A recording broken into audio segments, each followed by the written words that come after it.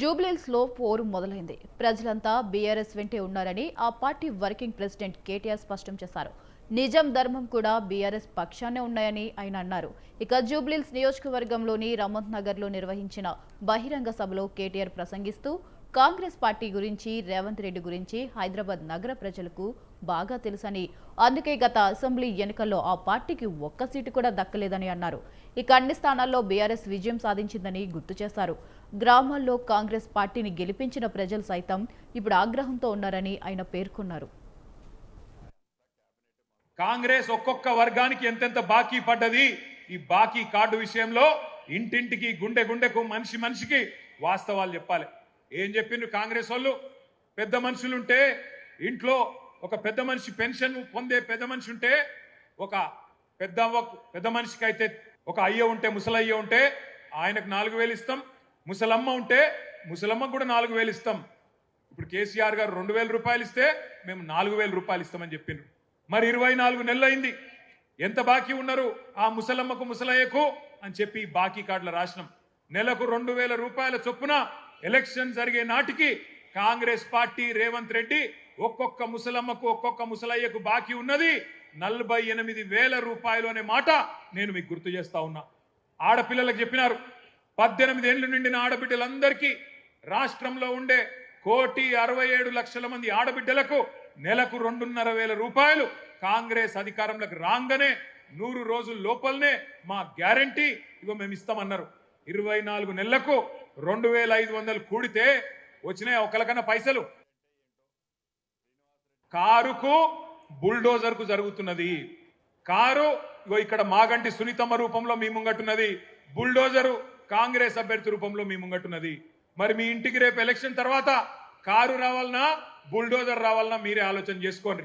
మరి కారు రావాలంటే బ్రహ్మాండంగా కేసీఆర్ పెట్టిన అభ్యర్థి గెలవాలి. గోపన్న ఆశయాలు నెరవేరాలంటే మాగంటి సునీతమ్మ గెలవాలి.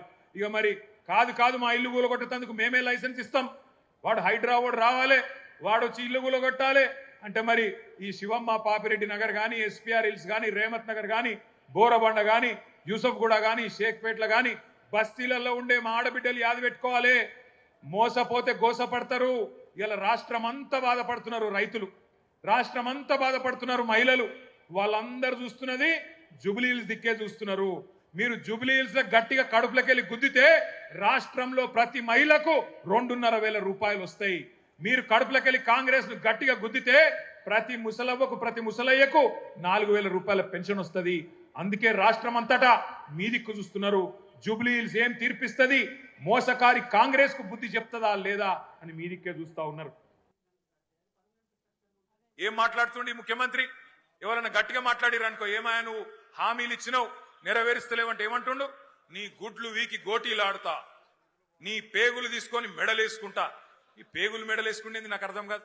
ఏమైనా బోటి కొట్టేటోనివా? ఏమిటిది నువ్వు ముఖ్యమంత్రివా? బోటి కొట్టేటోనివా? పేగులు మెడలేసుకుంటా. ఇంకా ఘోరం ఏంటంటే, ఏమయ్యా హామీలు ఎప్పుడు అమలు చేస్తావు చెప్పు రేవంత్ రెడ్డి అంటే, నేను లంకె బిందెలు ఉంటాయనుకొని వచ్చినా లంకె బిందెలు లేవు అంటుండు. ఒక గసంట ఆయన ఇయ్యాల మన కర్మ ముఖ్యమంత్రి అయ్యిండు. ఎంత ఘోరం అంటే, ఎంత అన్యాయం అంటే, ఎన్నడూ ఇంత దివాలా కోరు మాటలు ఏ ముఖ్యమంత్రి కూడా మాట్లాడలే. నేను ఢిల్లీకి పోతే నాకు అపాయింట్మెంట్లు ఇస్తలేరు, నన్ను దొంగ లెక్క చూస్తుండ్రు. మరి దొంగ లెక్క కాకపోతే ఎట్లా చూస్తారు నాకు అర్థం కాదు. నన్ను దొంగ లెక్క చూస్తుండ్రు అని ముఖ్యమంత్రి చెప్తున్నాడు. దొంగ లెక్క చూస్తుడే కాదట, నేను ఢిల్లీకి పోతే అపాయింట్మెంట్లు ఇస్తలేరు, ఎక్కడ చెప్పులు ఎత్తుకపోతాడేమో అని చెప్పి నాకు నన్ను కలవలిస్తారేనా అంటుండు. గిసొంటోడు మన ముఖ్యమంత్రి.